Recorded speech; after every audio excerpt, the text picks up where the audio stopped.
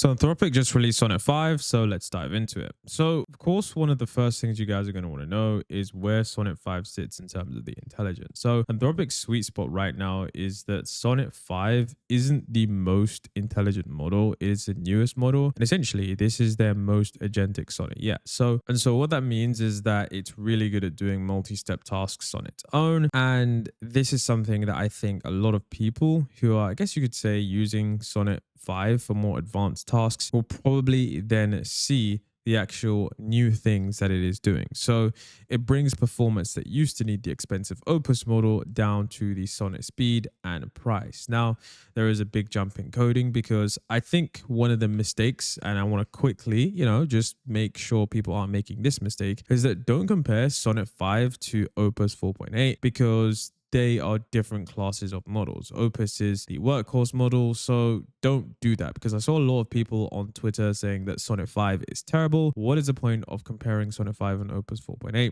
When in reality, you should compare Sonnet 5 to Sonnet 4.6. And what you actually get is improvements in the agentic coding, improvements in the reasoning, and improvements in computer use and knowledge work and GDP val, which is super valuable for those of you who are doing standard tasks on the day-to-day. So this one has a huge 1 million context window, so it can handle giant code bases or those long documents. And remember, guys, like I said, this is doing well when you want to use a Opus level model, but don't need the entirety of the reasoning. Think of this as basically Opus 4.8 for 90% of the reasoning level for most of the stuff that you actually want to do. So I guess you could call this the model that just sits in the middle. This is the one that you can use regularly, and this is the one that will be essentially available on all tiers. Now, it's not the cheapest, it's not the smartest, but it is the best value for most users. Now, here's where we come to the biggest issue when it comes to Claude Sonnet 5 that people are debating on, and I completely understand where this issue is, but I'm going to dive into some of the key details to pay attention because some people actually got this wrong. So Sonnet 5, a lot of people were essentially saying this model is pointless because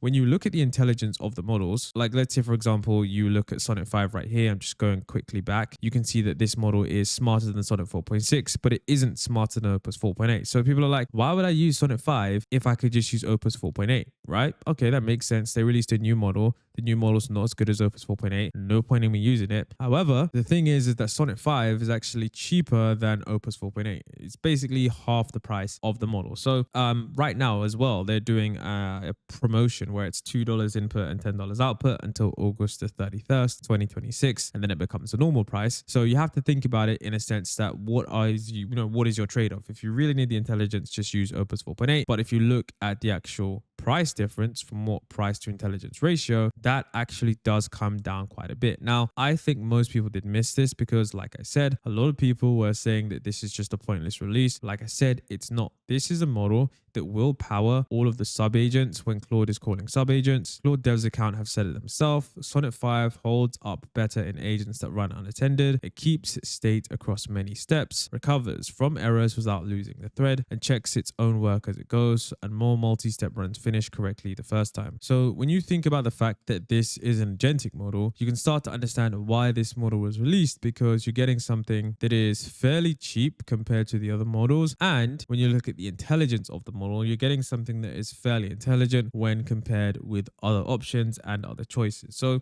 I think what Anthropic wanted to do here with this model is basically give people an all-round model that is cost effective, that doesn't cost as much, that just basically gets the majority of your work done, that basically puts their competitors not out of business, but just doesn't give you a reason to use any competing model. And I think this is a good move. Now, here's where we get onto one of the biggest issues with Sonnet 5, because it isn't all perfect. There are some real issues, and the frustrations that I'm seeing on Twitter are real, but there are some caveats. So let's dive into it. The main frustration, okay, is that whilst the benchmarks are real, they look super weird because in some cases, Opus looks better and people are still wondering, okay, the model might be cheaper, but why would I use this at all? So the problem is, okay, is that the pricing, it's a little bit of a gray area because what Anthropic have done is they've changed the tokenizer in Sonnet 5. So what Sonnet 5 will do is it will reason longer and more extensively, and it'll call more tools. So when you actually use the model, it actually ends up using more tokens, and producing more tokens overall causes it to cost more overall, which is why a lot of people are like, what on earth is going on here? And one of the benchmarks that you can see is that the cost to run the artificial analysis index across all evaluations, we can see that Sonnet 5 was actually more expensive than Fable. Yes, you heard that right. More expensive than Fable. So this is why people are like, why on earth would I use this model if it is more expensive in Fable to run certain benchmarks? And this is the issue of contention. So remember, guys, if you have a model that is agentic, it burns tokens like crazy. The model is going to do long chains of thinking, tool calls, it's going to check its work. That adds up. And we already know that Anthropic, the way they do their tokenizers, they are extremely token inefficient. So even at $3 per million, that can add up fast if you're doing heavy agent stuff per day. So, the people who are token maxing, they're going to be in for a big shock if they didn't watch this video. And so I would say on average, it is about 30% more tokens for the same text. So do bear that in mind before you start using this model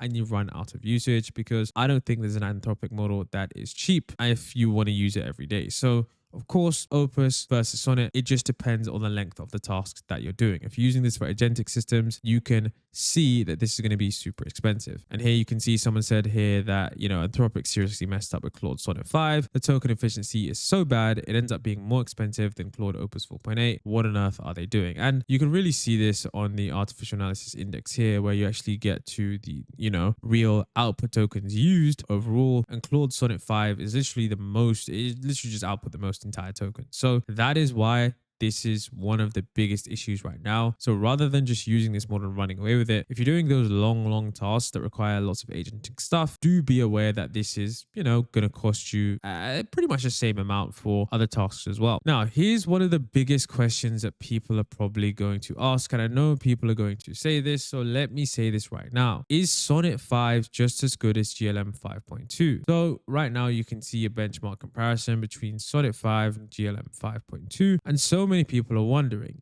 is this any point in us using the model, because you get a free open source model that is essentially beating it on some benchmarks, and the pricing is basically half price. And so this is where you have a lot of people that are wondering, is this true? Because the new model, the open source model, has been destroying expectations for an open weight model, and there are a ton of developers running it inside the Claude code harness, and they're basically saying that this GLM 5.2 model actually feels close to Opus 4.8 for real coding and planning work, often at 1/5 of the cost. And so real world feel, which is GLM 5.2, actually wins on value for a lot of people. And many developers have switched their daily driver via Xi or Open Router, and they say it's Opus quality for Sonnet money or less. And apparently this model is good at raw coding loops and agentic tasks when you give it a good harness. So, Sonnet 5 is going to win on other areas such as better safety alignment. It has, the native Anthropic ecosystem. Of course, it's better on stuff like the GDP val and those benchmarks. So you have to understand is that if you care more about price and raw coding / agent performance, GLM 5.2 is basically as good as, Opus for your money, and sometimes actually saves you money. But if you want the best overall experience, better safety, newest Anthropic agent optimizations, then Sonnet 5 is the way to go. Because I know a lot of people are going to get confused and not know which model is which, what should I use. Basically, if you're coding extensively, GLM 5.2. If you're trying to do agentic stuff, it's Sonnet 5 for those long chains. And I will say that, if you're, working on some really hard reasoning problems, when it does come to reasoning, I do sense sometimes that the Claude models do tend to edge out the open source model sometimes. I don't know what it is. Some developers call it big model smell. If you know what I'm talking about, you know what I'm talking about. So one thing I'll also add is there is some weirdly misaligned behavior, and I will dive into this in another video, but this is really cool. So Sonnet 5 is actually more misaligned than Mythos, more misaligned than Opus 4.8. And it is really interesting because also they mentioned that Sonnet 5 is, I guess you could say, not able to do any cybersecurity cybersecurity stuff. So they've nerfed the cybersecurity abilities for that model,